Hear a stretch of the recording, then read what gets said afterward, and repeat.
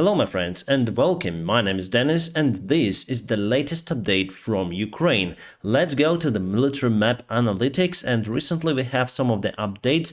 Not good for Ukrainian side. Russia continued their attacks mostly in Donetsk region. If we zoom in to Vuhledar, you can see Palivka. Russia still tries to get this village under their control, and it was yesterday, and just look, it is today. Partially they took that village under their control and now moving towards Vuhledar direction. If they take this road, it's kind of critical for Ukrainian defense in this region, but nevertheless they simply don't have enough resources for the massive attack. I guess partially they used the reinforcements that came from the Kherson direction after their retreatment, and also they offend in this direction towards Opitne, and before it was like this yesterday, and today partially they took that village, the most part of it. And we have one more Opitne village but near to Bakhmut, and Russia gathered that village as well. So Opitne again, so it was yesterday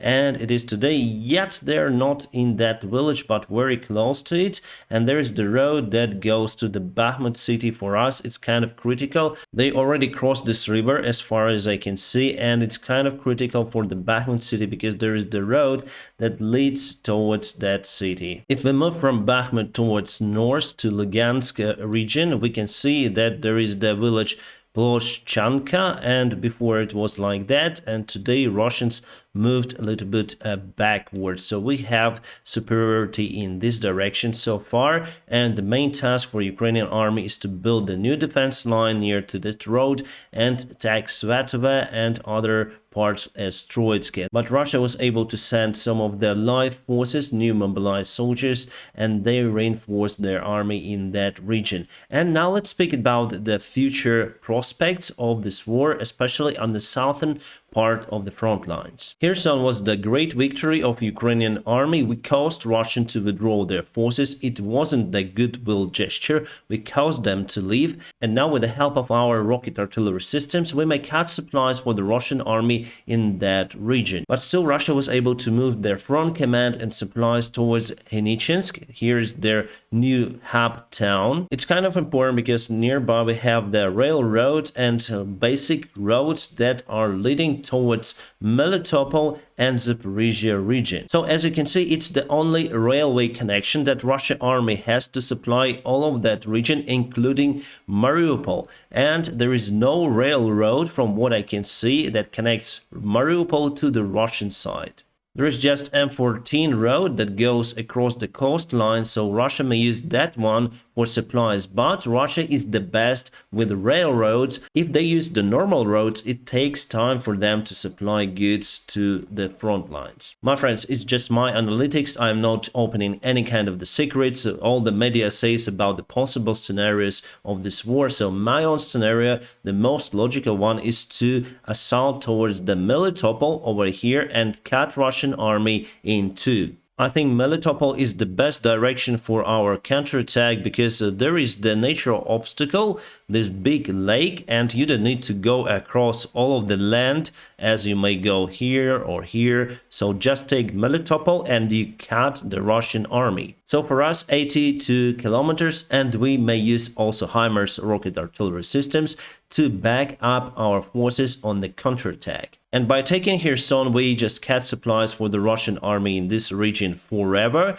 And here, if we speak about Melitopol, we're gonna cut also supplies here. And if something may happen to the Kerch Bridge again, if something would happen to that one, you just cut all of this territory, all of that. And also if you cut Melitopol, you cut this part as well. And even now Ukrainian army may target the road that leads from Crimea over here with the help of the HIMARS.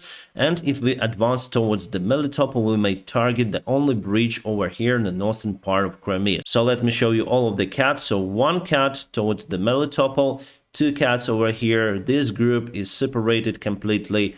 Cut on the Kerch Bridge, this area separated as well. So as you can see, potentially geography plays on Ukrainian side. However, then Ukrainian forces would start their counterattack they may be jammed because here is the great water storage. So if Ukrainian army would start the counterattack, it's going to be here, the shorter direction to the Melitopol, but Russia would understand and they would know about it well before. And as you can see, they already prepared their forces over here, and the natural obstacle over here helps them to control this area. What I think that is happening right now is that Ukraine is waiting for some sort of the weaponry, especially artillery, to target Russians over here and then start our counterattack. The problem for Ukraine is that Russia was able to remove most of their forces from the Kherson region, and they went here to this direction. That's the shortest one, and they reinforced the perimeter.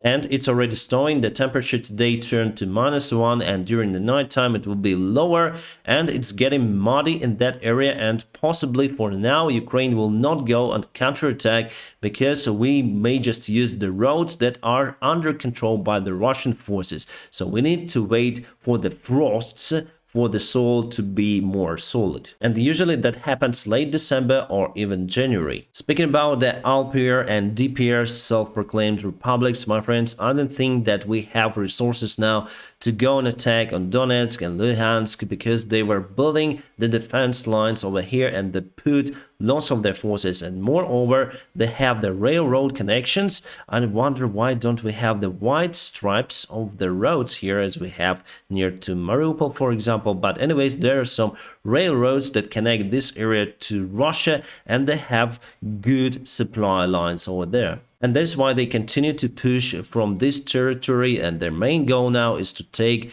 Bakhmut city. For us, it's possible to get this part under control because this area is not very populated. There's just few roads, and the Ukrainian army just may go across the fields, and Russia was not able to build huge defense lines in a region. And for us, it's very important to cut this road over here that leads to the LPR Republic, to Lugansk itself. So this is the critical area, this is the critical city, Starobilsk. So I personally see two directions of Ukrainian counterattack, one towards the Melitopol and the other one towards the northern part of Lugansk region. We may try to cross the Dnieper River in Kherson region itself, also take the Kimburskaya Kosa, this area, but I think it's better to concentrate on this one, cutting the Russian army over here and cutting Crimea lines with the help of the rocket artillery systems. Basically, in that case, we're gonna create for Russia the same scenario as they had in Kherson region before. And they would have to withdraw their forces to Crimea, and here they may withdraw their forces to the DPR or to Russia itself. But with Mariupol it would be harder because they're very close to the Russian side. Even though there's just one road that connects it to Russia, still they may provide some of the supplies to the city. And now let's go to the latest news and events. This morning again Russia launched their rockets to target Ukrainian critical infrastructure, and they destroy some of the power plants, causing blackout elsewhere, and especially in Kiev, Odessa, Vinnytsia. We also had it today, and half of the day we usually don't have electricity, and just during the evening time we have it right now. But at any moment it may disappear. And it's the first time that Russia targeted the gas infrastructure, our facilities that provide heating for civilians and also for our industrial factories. So basically they're destroying our economy, destroying our normal lives, and today the press secretary of Putin explained why they do so. By hitting critical Ukrainian infrastructure, we cause Zelensky to negotiate. I think that what is Hitler thought during the World War II, he bombed London and UK from 1939 till 1945, so till the very end. Mostly he sent his state-of-art rockets like Pfau-1 and Pfau-2 not to target the military, but to target civilians. The more I am reviewing this war, the more I understand that Putin is probably Hitler's reincarnation. Everything is mostly the same. Russia even used their hypersonic rockets that should deliver nuclear weaponry to the enemy side, but they use it to target our infrastructure. Interesting. There are some rumors that Russia will go on full mobilization. We have it from the Russian Telegram channels. Yes, for sure they may do it, but what equipment do they have to provide to their new mobilized army? Even with the first wave of the Russian partial mobilization, we saw that Russian army doesn't have enough supplies, enough weaponry. Those AK-47s were rusty. Everything is out of date and everything is useless here. They fight with the Second World War helmets. So I don't expect that there will be the massive global mobilization in Russia. Every man should go for the war. They even do not say that it's the war, and basically with that post they just want to frighten Ukrainians that mighty Russia will go with their new mighty forces, but the forces just being destroyed. We see how they use very old-fashioned tanks and the artillery systems from the Second World War. Tanks like this one, this is the T-62, very old-fashioned Russian tank. As you can see, they put some of the armor, but not significant change. For example, Ukrainian forces got T-55 tanks. Yes, those are also very old, but those being modernized. New engine, new, completely different armor, new turret and new gun. So Slovenian-made T-55S is total different tank. Here you can see this is the rusty equipment, very old, with almost no modernization. Ukrainian experts finally were allowed to visit the place in Poland where rocket hit the farm, killing 2 Polish citizens. I have my own opinion on that case and I already shared it on my Telegram channel, so please my friends subscribe for it. It's in the video description just below and you'll be updated for the latest information that is happening in Ukraine and not only. And I don't want to share my thoughts any longer because there are some of the videos available on my channel and you may check them out about this particular case. What I can say right now that it's good that our officials went to the place and will take the part in investigation, and whatever investigation team will come up with, I will obey, because it's just global policy and what can you do.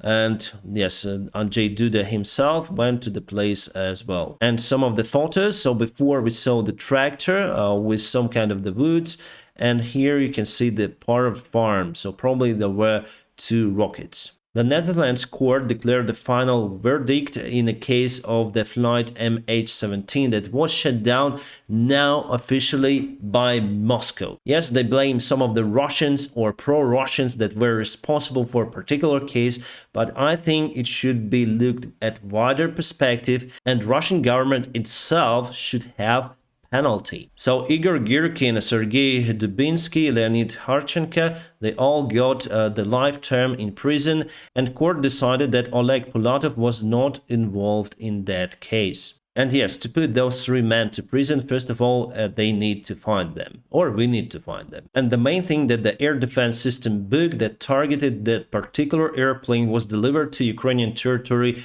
from Russia. So the order to deliver that book was given by whom? By the Russian government. BBC has reported that Iran is going to execute some of the protesters. Just to remind you, they have imprisoned 14,000 of the protesters, and it's just crazy, my friends. Meanwhile, the country that is the member of European Union, Hungary, wants to increase their partnership with Iran. Russia agrees to extend Ukraine grain deal for 120 days. Before it was negotiated for the summertime, and here we are speaking about the winter time. Yes, we supply the grains during the winter time also because the Black Sea usually stays without ice throughout the year. My friends, I'm gonna keep you updated on situation here in Ukraine, and if you want to support my channel, just press the like button, and if you want to support me financially, there are some links in the video description below. As usual, you may support me on Patreon, PayPal or Donatella, whichever is more convenient for you.